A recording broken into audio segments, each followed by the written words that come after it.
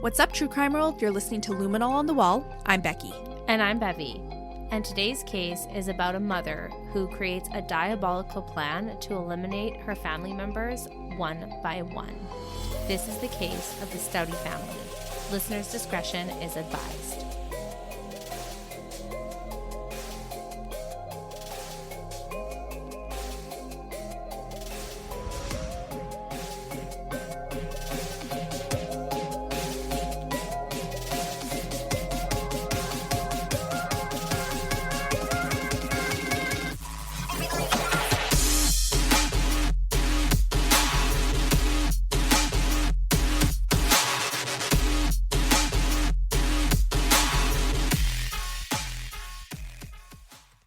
Hey guys, welcome to this week's episode of LOTW. And hello, Becky. Oh, hello, Bevy. So before we get into the case for today, just a friendly reminder to download our weekly episodes on whatever streaming platform you listen to us on. Give us a like, give us a follow on our social media platforms, where you can find us at Luminol on the Wall on, well, Instagram and Facebook. I was going to be like, all of the social medias. No. Just the two. Just the two. Why? Because we're millennials. Yeah, exactly. Are we on TikTok? Maybe one day. Yeah, we're not quite there yet, I will have to say. We have an account. But we haven't quite figured out how to post.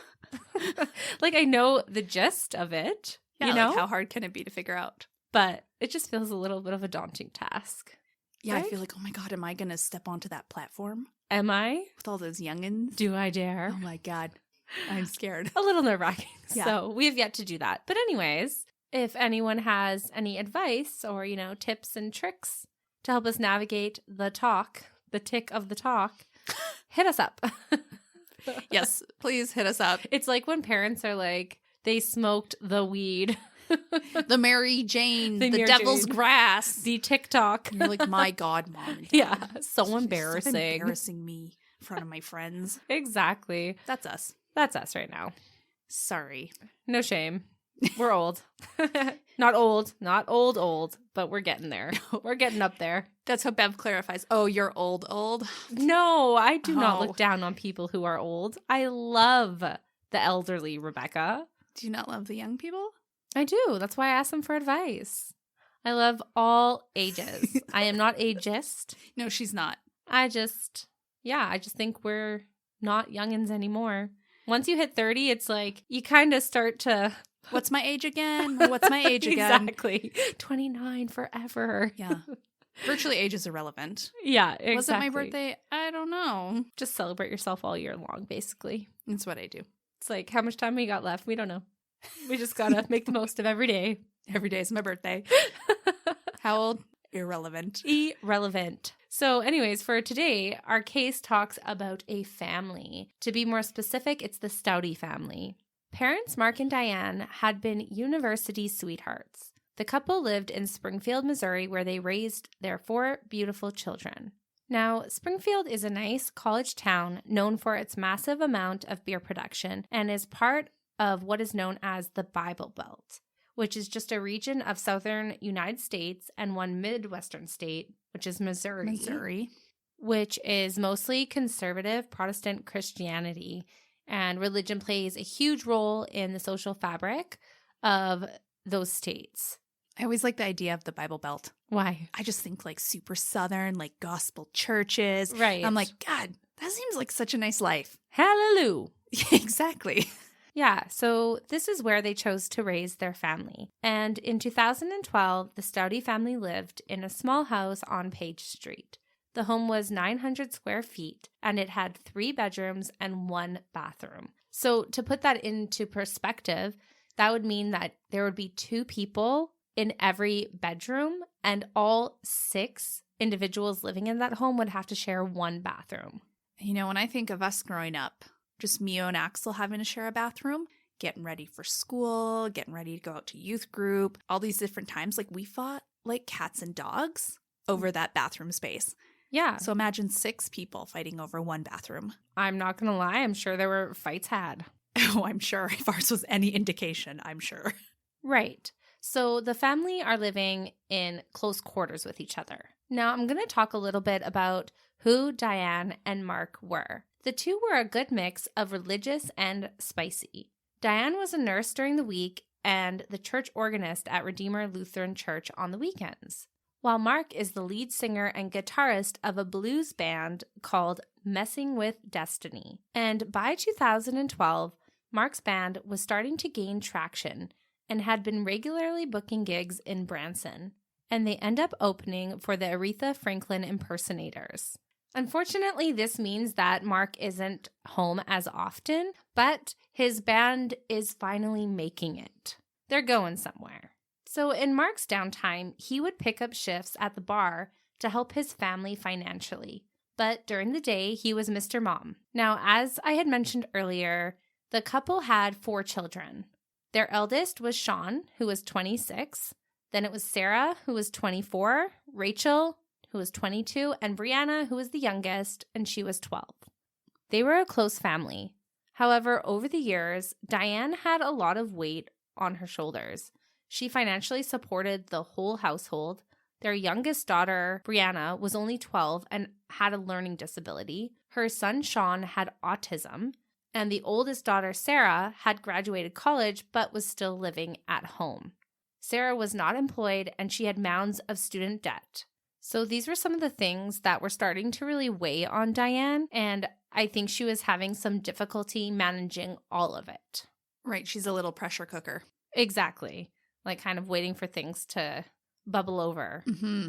However, that being said, Diane did have another daughter, Rachel. And Rachel was said to be Diane's favorite. Now, like I said, Rachel is 22, and she's a star student. She got amazing grades, and she was also a very talented artist. Diane would rave about Rachel's achievements on Facebook. So it seems that Rachel's kind of a bright spot to Diane, and all the other children are kind of causing problems for her, shall we say. A little burden-esque. Precisely. Now, in April of 2012, on Good Friday, Mark shows up for rehearsals.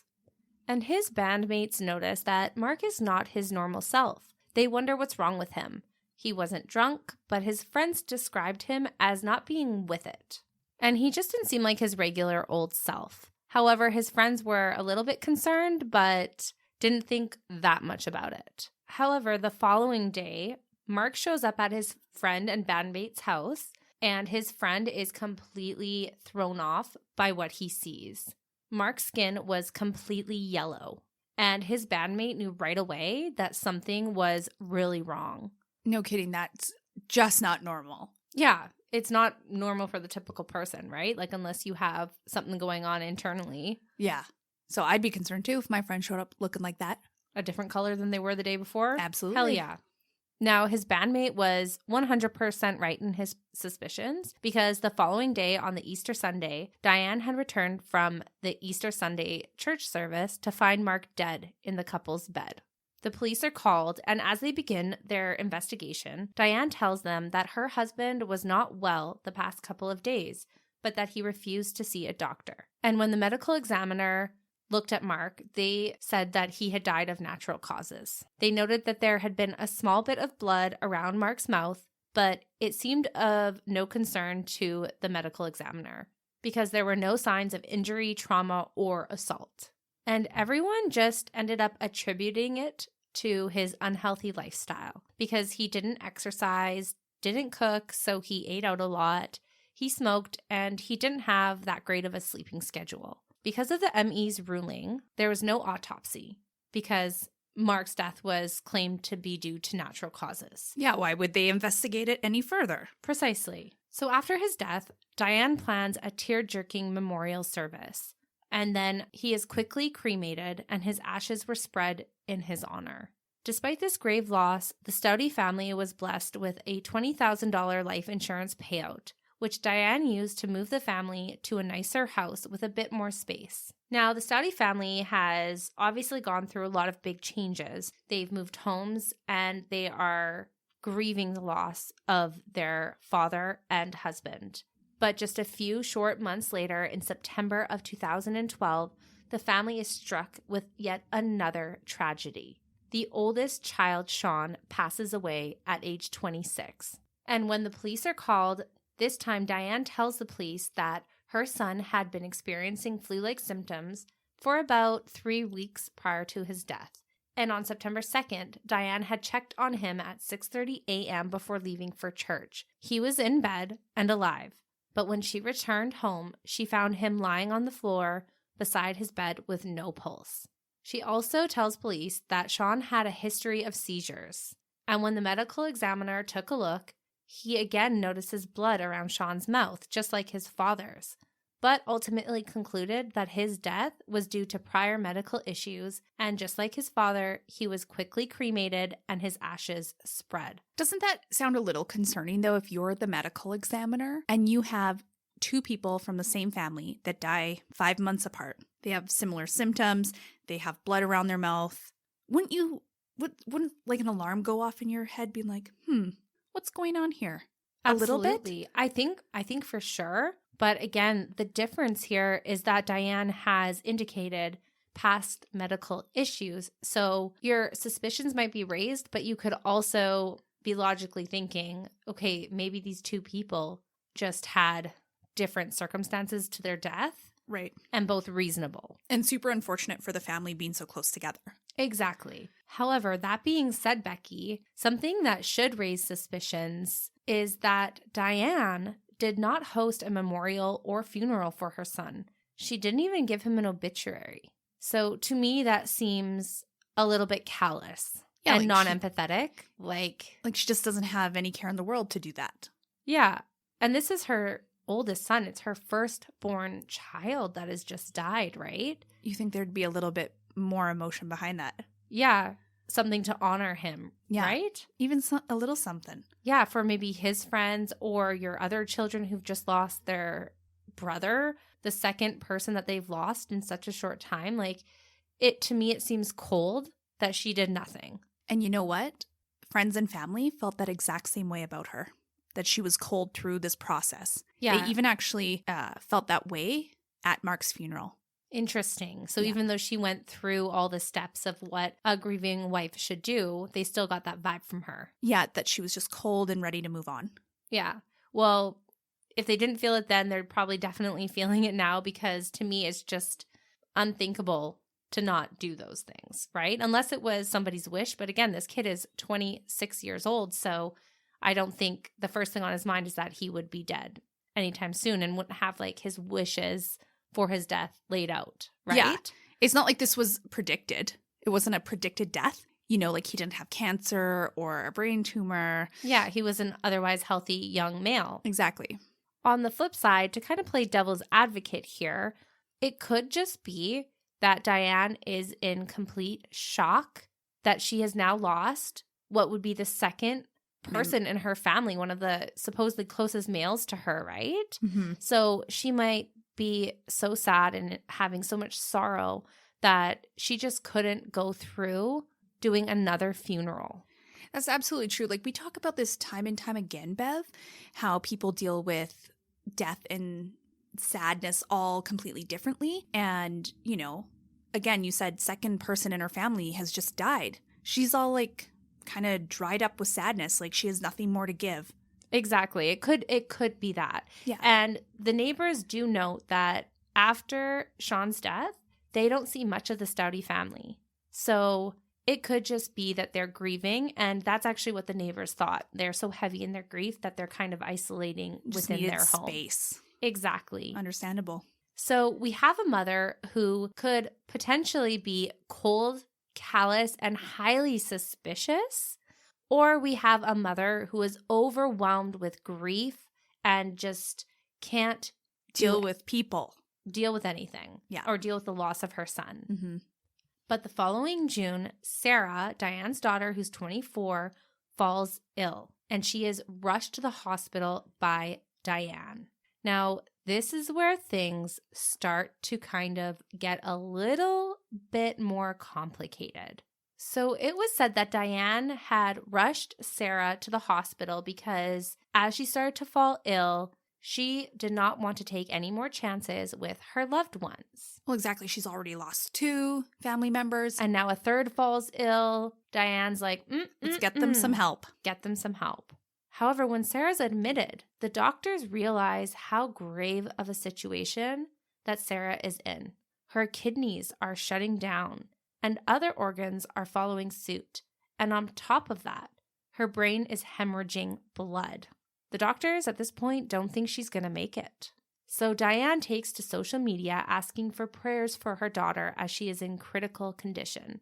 These posts raise eyebrows because what are the chances that a third person from the same family has gotten deathly ill? And Bev, not only is it weird that 3 people from one family are sick, but they are all displaying very similar symptoms either before their death or hospitalization. In Sarah's case. Exactly. And so people are just starting to raise eyebrows, like their family, friends, coworkers. It's all starting to seem a little suspicious and less of a coincidence. Yes, and it is for those exact reasons that at this point, a 911 call is made implicating Diane Staudte as the murderer of her family members. Right. And this call is actually anonymous. Wow, right? Yes. So they have no idea who's actually calling. But someone is obviously concerned. Yes. So because of this tip, police pull up Mark and Shaun's files and find, just as you said, that their symptoms are almost identical to each other's, and now Sarah's. So the investigators go to the hospital to see if there is any additional information that they can get. And after running a plethora of tests, doctors don't see anything. And because of that, they fear that this is a poisoning case. So there's no real outward trauma. There's no reason why her kidneys should be shutting down and other organs. There's no heart attack, no stroke. Like, I don't know all medical things, but there's no real reason why this should be happening. Exactly. So they assume it's poison. Right. Investigators know that they need more answers. So they bring in Diane Staudte to see if they can get more information from her. Now, I have to say, before I really get into everything that Diane tells the investigators, I find everything she says to just, I don't know, just be kind of bullshit, you know? You're calling bullshit again, are you? Yeah. Like, I'll tell you what she says, but it's just like excuse after excuse after excuse, sketchy shit. Like, to investigators, like, they're not dumb. No. You know? So, as you see what she says, I'll tell you, but it's just ridiculous. So she informs investigators that she was in a horrible marriage, that Mark had been unfaithful, that he drank, smoked pot, and said that they lived different lifestyles, and that she wasn't happy in her marriage, which motive, unhappy. just right away. Yep. That's a huge motivator for crime. She had also touched on the subject of physical abuse and said she didn't think it was that bad, but that her kids would say otherwise. So she's kind of just like making a character assassination at this point, and she's kind of throwing everything at the wall, seeing if anything will stick, kind of making him to be like a bad person. Yeah. Which to me feels like a cover-up almost, or like an excuse for doing something wrong. It does Unless sound it's that way. true, but it's like when it's like, oh, he did this, he did this, he did this, and he did this, and he did this, and he did this, and I'm not happy, and blah, blah, blah. It's and just he's like, dead. Yeah, it's just kind of bullshit. Your ears perk up. Of course. So when she's asked about her husband's death, she said that he had died of a heart attack. The investigators start adding a bit of pressure with their questions. And when they ask about her son, Shaun, she said he had threatened suicide before and told investigators that she didn't want to bother with it because she was tired of it. Like, she didn't want to intervene and, like, get him some help. She's just like, no, if he dies, he dies. Yeah, like, it almost That's her seems attitude. like she has the attitude of, like, oh, this is, like, attention-seeking behavior, so I'm tired of it. But again, with the kind of, like, I don't know, she's talking poorly about Shaun. Her son. Yeah. So she's who has kind of autism. throwing things at the wall, like, he threatened suicide before. She's tired of it, like almost making him out to be, like I said, an attention seeker. Like every time she's asked about the people who have died, it's not like, I love this person. I'm so sad they're gone. It was such a tragic incident. It's like, let me make them look like crap. Yeah. And also, when she initially talked to the police about her son's death, she didn't tell them that.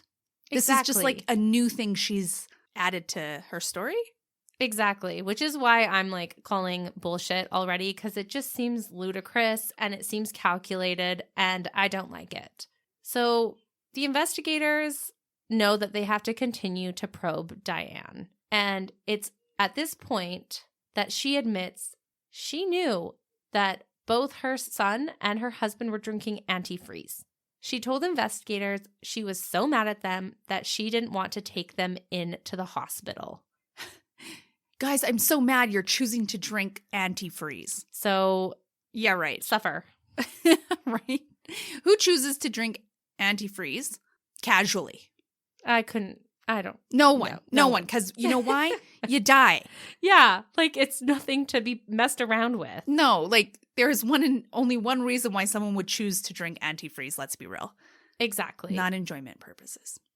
So the investigators are thinking exactly what we are, and they call bullshit. And they say to Diane, no, Diane, you knew they were drinking antifreeze because you were giving it to them. And she responded, I didn't know what else to do. I really didn't. She tells police that she had given it to them for only a couple of days, a couple teaspoons at a time, and that she mixed it in with Coca-Cola, and that she chose antifreeze because it's cheap and easy to get. I mean, that is true. It is true, but not good. I don't know about you, Becky, but when I hear her say it's cheap and easy to get, I don't know. It just almost feels like she could give a fuck less. Like, I know we're talking about murder. Yeah. I get it. Either way, what she's saying is crazy. And murder is never good. But just to be like, yeah, I killed my husband and my son with the cheapest thing and easiest thing to get possible, it's just so disturbingly pragmatic, especially when you're talking about ending two people's lives. And not only just two people, it's two people that you should love more than anything in the world. Well, exactly, right? And it just comes across as almost like she's just like checking them off a task list. Exactly. Like, okay, what's next? Or I guess in her circumstance, who's next? Yes, it's but so like, unsettling. Yep, you know, like a chore list. Yeah, it's just like there is no emotion in that. Nope. It is freaky. So if anyone listening is unaware of what antifreeze is, ethylene glycol, baby. It's ethylene glycol, and it is flavorless and odorless. So it's really easy to spike someone's drink with it because they won't even notice. Apparently, it does have like a bit of a sweet like tinge to it. Yes. So it's easy to mix in a lot of different things. Yeah, juice. I mean, she put it in Diet Coke, which does have, or Coca-Cola, sorry. I'm like, I love Diet Coke. Diet Coke fan here. But no, she put it in Coca-Cola, which as we know is sweet, loaded with sugar. Yeah. So, yeah. Easy hide. Easy hide. So there isn't immediate side effects when you use antifreeze to poison someone, but when the poison starts to take effect, the death is excruciatingly painful. So you can imagine the worst flu of your life and multiply that by like 10 million. Yeah. So not only is she so pragmatic in how she's choosing to kill her loved ones, she's also providing them the fate of something that is so painful. Like they're suffering. Like that's just evil. It's just evil. It is. And the sad thing is like even if they have a little bit, they're almost destined to die if there's not an intervention. Right. Like it will kill you just because there's no immediate side effects. Like you're not going to have a mouthful of it and then start puking within like 5 minutes. It like goes in your system. Builds up. Brings those crystals into the body, and then you start seeing the side effects. Yes. So after hearing this admission, the investigators need to know what was her reasoning? Why did she kill two of her family members? And Diane said that she hated her husband. Oh, there it is. Wow. And that she was tired of dealing with a deadbeat partner who abused her and her children. She is painting a picture of her being a wife who is pushed to her limits and is so overwhelmed by her circumstances that she kills her husband. And in the case of her husband, I can see how marital stress and resentment builds up over time, and could potentially lead someone to snap. Mm-hmm. And I can kind of make sense of that circumstance in terms of motive. But the next question is, well, then why did you kill your child? And why did you try and kill another child? Like, not just one, you tried to kill Sarah as well. Yeah, so what kind of resentment? It's not marital. Exactly. What is building up there? Yes. So, like, why would she make them suffer, right? Why? Yeah. No resentment. Why? So she tells investigators Shaun and Sarah both trashed the house, never helped out around the house. They didn't contribute. She said Shaun would follow her around and was a pest. And as for Sarah, she wouldn't get a job, and Diane was going to have to pay the student loans back herself, and that pissed her off. So listen, there is some resentment there. Yes, there is. On Diane's part. Is it warranted? Heck no. Your son's a pest? And you know what, Bev? He's autistic. Yeah. So he's not just, there being a lazy turd. Exactly. He has a condition that needs assistance. Right. And is there sympathy towards that on Diane's part? It doesn't really sound like seem it. so, right? Yeah. So she's coming up with all the excuses in the world why she would make the terrible, life-altering decision to try and kill 3 family members. And you know what? None of it's going to cut it because there is no excuse for murder. No, Plain there and isn't. simple. If you're thinking of it, just don't. Just don't. There's no good reason. There's no good reason. Unless it's self-defense and you're about to die. But then it's self-defense. Not murder. So there's that. So Becky, at one point in the interview, Diane says that she is not a perpetual killer, i.e. serial killer, but that she's just stupid and that she regrets doing it. Okay. I mean, there's some truths to that. She's stupid. Yeah, I don't even fully think she actually regrets it. I wouldn't go as far as that. Like, all of her actions and her excuses and character assassinations say otherwise. I think she regrets being found out. Yeah, getting and sitting caught. in that interview room. 1,000%. She's like, yes, this room smells like regret. Yes. Yes, it does. Yeah. Currently regret. Yeah, I would say that because, yeah, it doesn't seem like it otherwise. So it is at this point that Diane Staudte is arrested, and detectives then bring in Rachel Staudte to question her about her mother. Because remember, the only other sibling left in that household is Brianna, who is 12 years old. Exactly. So Rachel is the obvious sibling to bring in. That's right. And they want to get a feel of, like, how was the family dynamic? Is everything that Diane said true about her marriage and her other kids, you know? Of course. And so Rachel's the obvious choice. Now, at the same time that they're interviewing Rachel Staudte, they get a search warrant for the Staudte residence. And while conducting their interview with Rachel, the police are simultaneously searching the Staudte home. While they're searching the home, the first thing that stands out to them is the house is in complete chaos. There is stuff all over the common areas as well as the individual rooms. Amongst the chaos, they find antifreeze sitting on a workbench in the garage, and within 2 feet there is individual Coke bottles sitting on the same workbench. Then while searching Rachel's room, a lucky officer finds a purple journal just lazily thrown on a shelf. And when they look inside, they find a treasure trove of information that shocked investigators. They found a journal entry dated June 13th, 2011 that said, "It's sad when I realize how my father will pass on in the next 2 months. Shaun, my brother, will move on shortly after.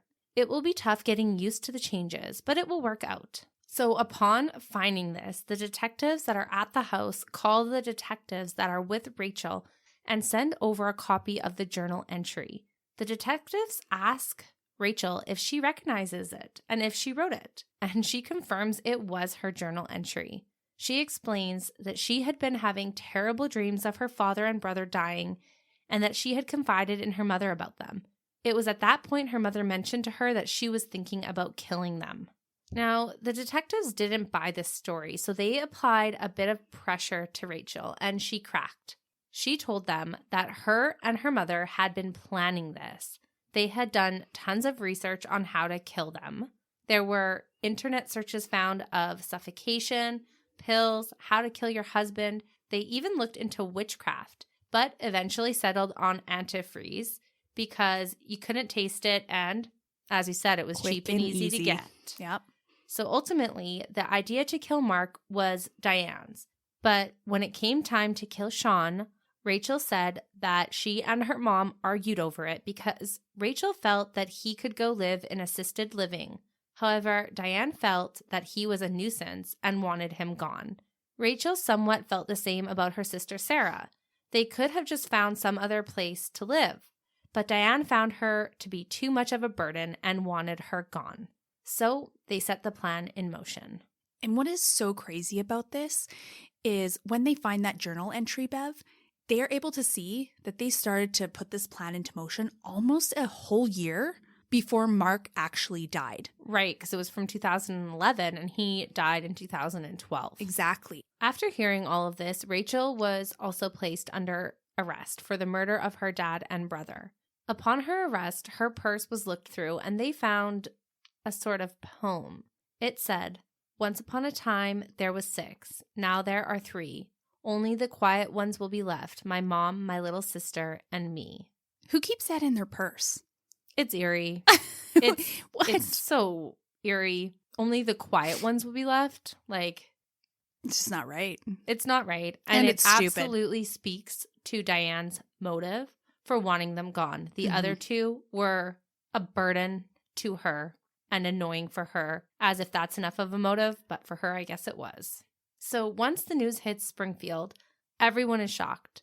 However, it did start making sense for people closer to the family because they all noted that Diane had been rather cold about her husband's death and seemed to have just moved on like any other day. As well, a lot of people found it weird that Mark and Shaun had both died so close to one another, just a mere months. Additionally, one of Mark's bandmates had remembered seeing a bottle of antifreeze in the Staudtes' garage and thought, who has a bottle of antifreeze in the summertime? But thought nothing of it at the time. Now, once Diane and Rachel had been arrested, Sarah had started getting better. Sarah had to learn to walk and speak again. She suffered irreversible brain damage that lightly impacts her speech. And when Sarah found out that her mom and sister had been arrested, she didn't believe they did this. Well, exactly, because why would your own mother kill you or try to? Or your sister, right? Yeah. But as the news articles came out about the admissions, Sarah was flabbergasted and appalled that they would have done this to her, and she completely turned her back on them. Now, the burning question on detectives' minds was, why take Sarah to the hospital after letting Mark and Shaun die? And Rachel tells the detectives that the only reason why was because she didn't want another person dying in their home because it makes it gross. That's pretty selfish. Yes. As well, Becky, that she had suffered nightmares and that letting her die in the house would only make those nightmares worse. Oh, is your conscience really guilty? And you don't want to make it more guilty? Wow. And get this, Rachel then confesses to the detectives that if she and her mother had not been caught, that they would have killed the youngest Staudte sibling as well. Just almost wiped out the whole entire family. Yeah, and the reasoning was because she was too much of a burden to Diane and Rachel. They believed that no one else in their family got them. They were 2 peas in a pod, and because of this, they wanted to kill their whole family. So if you remember back to the beginning of the podcast, it was said that Diane raved about Rachel. She was proud of her accomplishments, let everyone on Facebook know, and I guess everyone else was just chopped liver to her. I guess so, hey? Yeah, so it's just like she's quite psychopathic, right? Like she only has love for this one child, and everyone else is just like, who cares? I can't fathom a mother doing that. No way. Now, eventually, which might come as a shock to everyone listening, is that Rachel turns on her mother. And in 2015, she takes a plea deal and would testify against her mother. And for that, she received 2 life sentences with the possibility of parole after 42 and a half years and would be 63 at that time.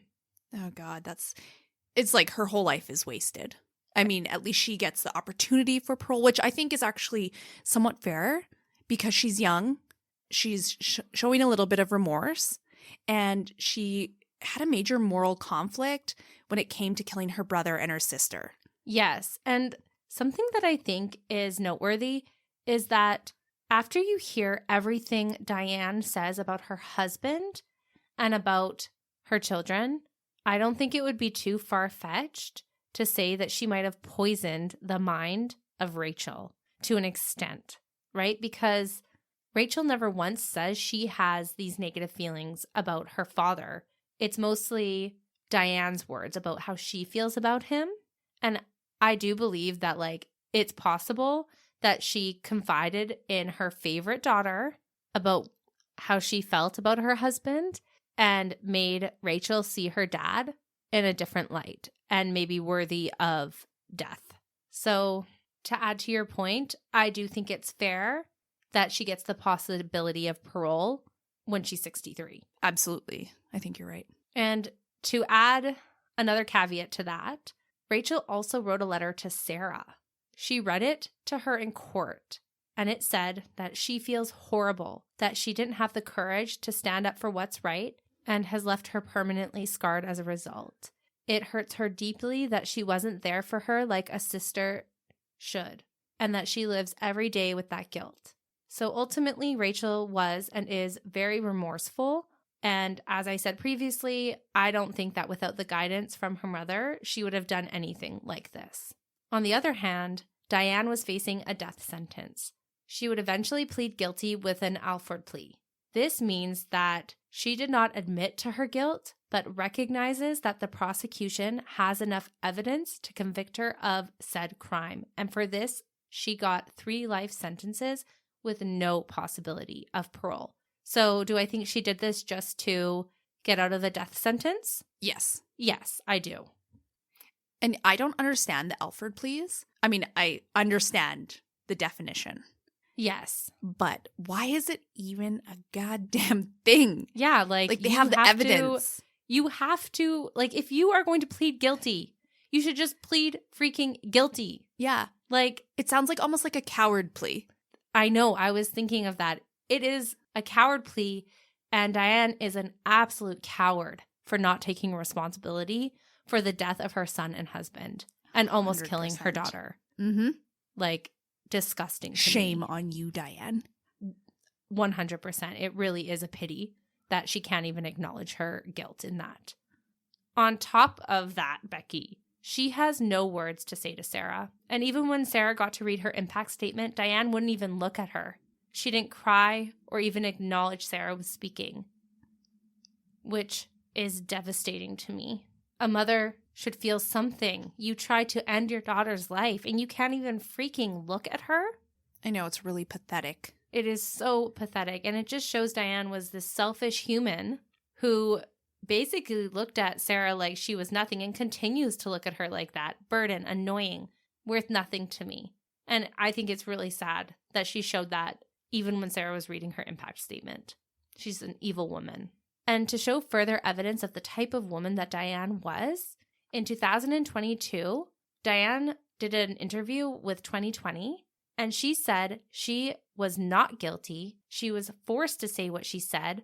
And she also said her husband was heavy into drugs and alcohol and was associated with bad people, and that in jail she learned that there was a hit out on him. Even after all these years, Diane is set on assassinating her husband's character and making up false claims. Mark's friends and family adamantly deny that he was ever into heavy drugs or had an issue with substance abuse at all, nor was he involved with quote-unquote bad people. So none of her claims have ever been substantiated. So I'm sure that Diane will continue to appeal her conviction, considering she will not accept responsibility for her role in the death of her son and husband. But in my eyes, she is exactly where she should be for the rest of her life. She is one cold and callous murderer. Yeah, I was going to say little witch, but cold and callous little witch. Yeah. So after all of this, we are left with one burning question, and that is, who was the anonymous 911 caller? Turns out it was the pastor at Diane's church. He was friends with Mark. They met once a month to catch up, and Mark had never mentioned anything with his health that would be a cause for concern. So when he died and saw how cold and uninterested Diane seemed to be, he felt that something wasn't right, but didn't know what. He said his suspicions grew when Shaun died, and when he was informed that Sarah was in the hospital from another member of the church and not Diane, even though she was at the church at the time, he grew heavily suspicious and made a call to 911. No doubt, because it's like, why wouldn't you have told your pastor? Like, pray for my daughter. Yeah, why did I have to hear it from somebody else? Like, again, it speaks to her nonchalant attitude about the whole situation and her coldness towards it all, right? Yes. So this is the case of the Staudte family, and our thoughts and prayers are with the surviving family members, and we wish Sarah all the health in the world. Well, that's all I have for you, Becky. Thanks for listening. Thanks for sharing.